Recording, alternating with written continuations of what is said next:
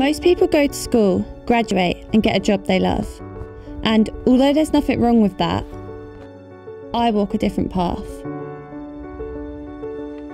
As a kid, I already spent hours drawing, doodling and creating.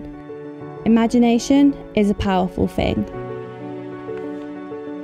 Studying painting at college made me realise I wanted to be an artist for the rest of my life.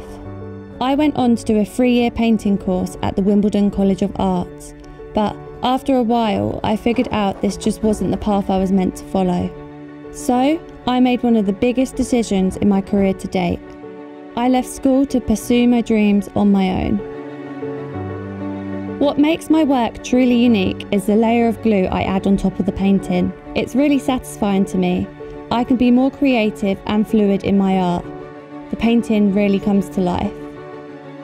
I still have the painting where I first used this technique. It's displayed in my hallway. Adding glue creates a 3-dimensional element. It allows people to be able to actually touch my work, to really experience it. Inspiration for the models I use in my paintings I find on social media. I'm able to scroll hours and hours looking for that one perfect photograph before I start sketching and gluing. Working part-time in an art gallery is an incredible source of inspiration for me as well.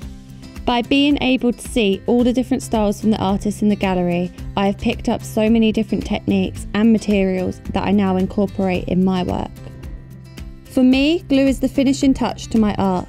There is something magical about it.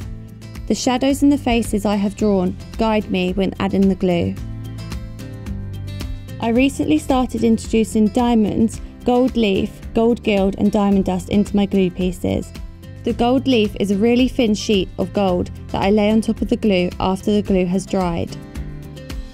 The other technique I use is diamond dust, which is tiny bits of crushed up glass that I sprinkle over the piece and seal with a varnish spray. Dropping out of art school was one of the most terrifying things I did. Being only 20 years old, I can't wait to see what the future brings me. I have always believed in myself when it comes to my artwork, and I wouldn't go a day without creating anything.